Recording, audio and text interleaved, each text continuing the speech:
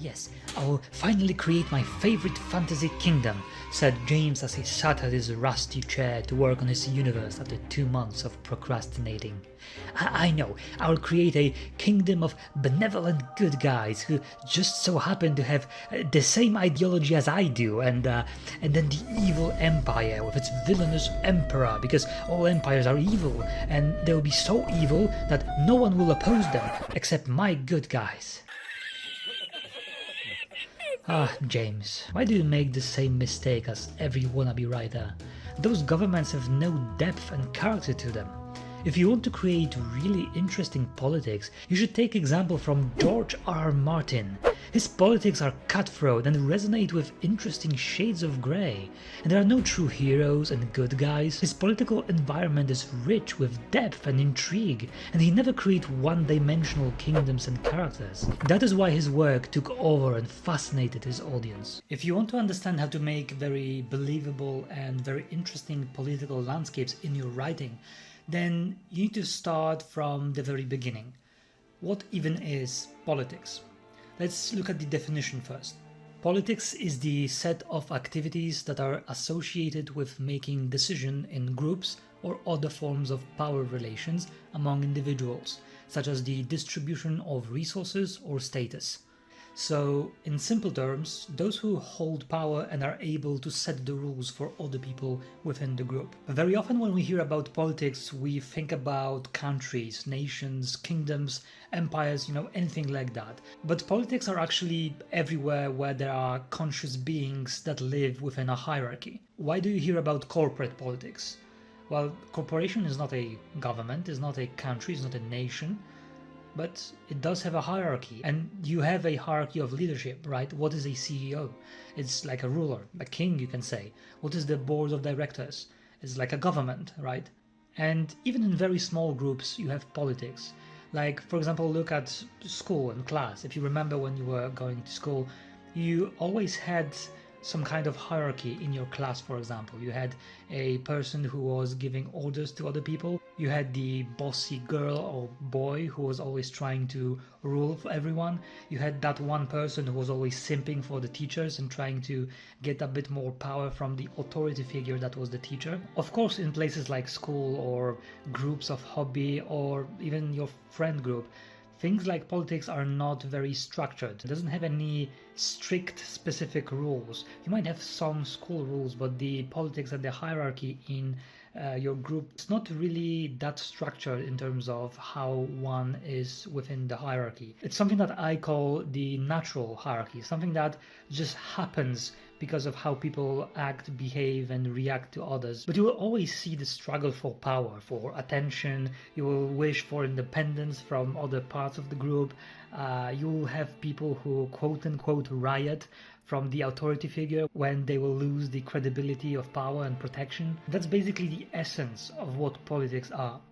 But of course you didn't click on this video to hear about how the politics work in a classroom. You want to have a government and politics implemented into your own setting and into your own writing and storytelling and whatever you want to create with it. So your setting is actually one of the most important thing when you are trying to design the power structure, the government that you want to create in this specific country, nation, whatever political entity that you want to do. And that is because there are two major things that heavily influence how governments developed and how they are structured. The first one is control, and the second one is scale. Control is essential for a stable government and stable hold over an area. The more territory that you have and the worse infrastructure that you have within your territory, the more difficult it is for you to control and hold power over that pieces of land. So if you will have like a very big country, but the roads are very shitty and the weather is horrible, the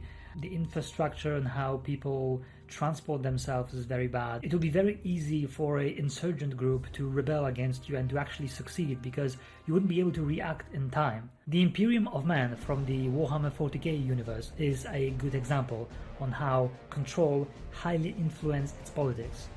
Even though scale will also apply here, as the Imperium of Man is absolutely massive and galaxy spanning, The example I want to focus on is the low amount of control. The Imperium have mostly good control over important worlds that are essential for its economy. However, with millions of worlds and its horrible bureaucracy, makes it so that the more further away fringe planets have very low amount of state control, and the Imperium cannot really hold a very stable grip over those places. There is this one piece of Warhammer 40k lore called the Damocles Gulf Crusade, which was a war between the Imperium and the Tau Empire, like an alien empire. And when the Tau Empire arose as the neighbor, they took control over some of the planets belonging to the Imperium of Man.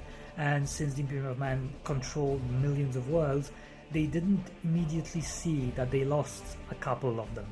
So it took a century, 100 years, for the Imperium to even react to that.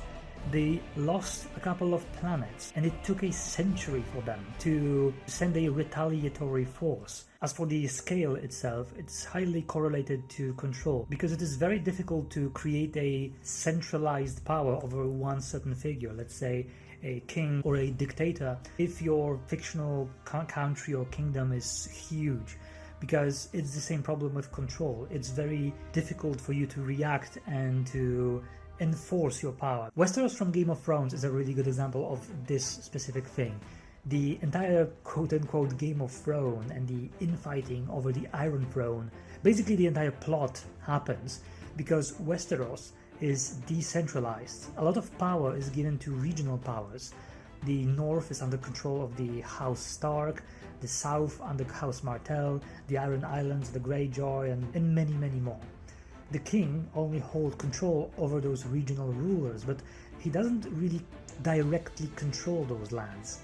And that is because Westeros is huge in terms of geographical size, and it's also very long, so getting from one place to another would be very, very difficult. And since it is also a low fantasy setting with no teleportation magic being available for people, it takes a very, very long time to enforce your rule, to gather an army and enforce your rule if someone rebel or would not be cooperative. But for example, the moment you would introduce a giant network of portals in the world of Westeros, and they will be all interconnected within each other, and there will be like one major portal or a series of portals in the middle of the capital city, then I can guarantee you that the power and the political structure of Westeros would be absolutely far more centralized with one single ruler, because it will be easier for him to enact control by quickly deploying his troops.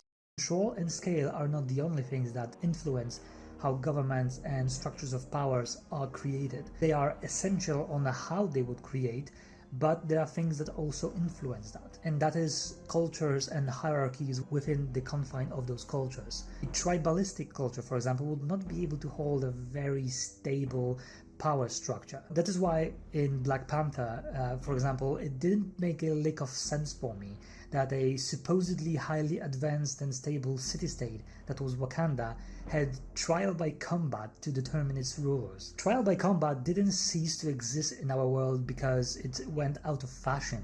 It's because it is very difficult to hold power and to have a stable government and a stable society when a ruler can be just replaced like that by requesting to duel with him for life and death. The society like that would very quickly spiral into warfare and infighting, as the strongest and the most cutthroat person would probably take over. And even if he would take control, he would not hold his control for very long, since anyone can just, request to duel him and take power from him.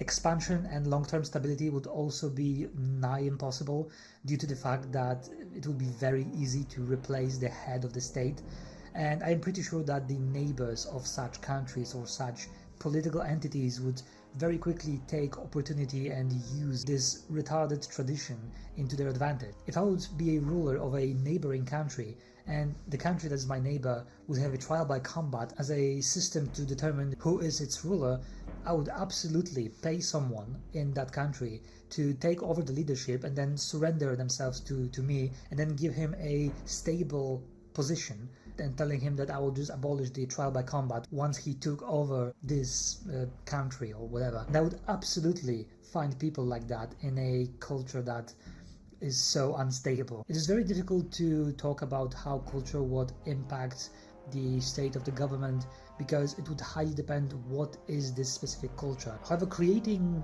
governments and cultures in a country, kingdom, empire, whatever, when there is a multiracial, multi-species society would be very difficult, since now you need to think about how they actually live together and how they correlate. There are cultures who are absolutely not compatible with each other, and if your country, let's say, is made up of different species and different cultures, it is actually very beneficial to explore problematics within those cultural areas. The Empire in the Elder Scrolls series is actually a pretty okay example, when you can see that every single province is just a native province for a different species. And in the beginning it was not very that advanced, and you could clearly see the Roman influence in the story of Elder Scrolls, with the Imperials being the quote-unquote Roman Empire who is quote-unquote civilizing other species of this giant huge empire. Even though I like to shit on Skyrim and Oblivion, I actually believe that Skyrim had a very good world building around Skyrim. The entire war with the Old Merry Dominion, the fact on how the provinces split and how they just detached themselves from the empire. It is surprisingly well done geopolitical dynamic. And I believe that I will make a video at one point about that, because I believe there was a completely different person writing the backstory leading to the events of Skyrim and the person who was actually writing Skyrim, because the writing outside of Skyrim is much better than inside Skyrim itself. But that will probably be for another time.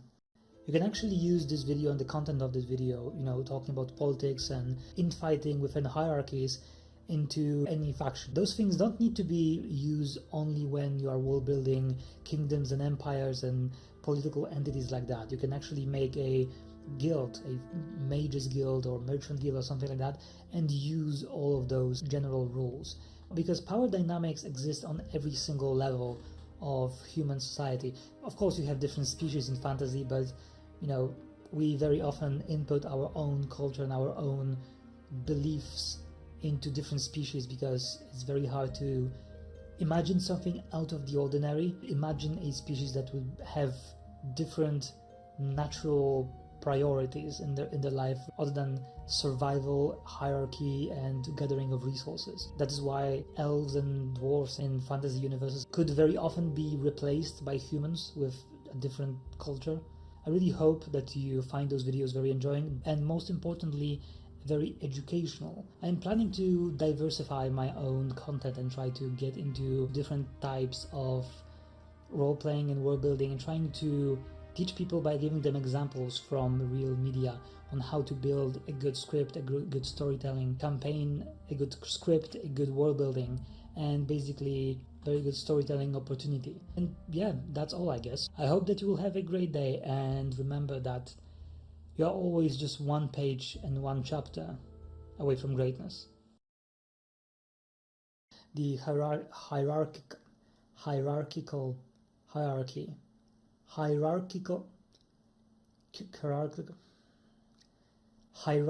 for fuck's sake.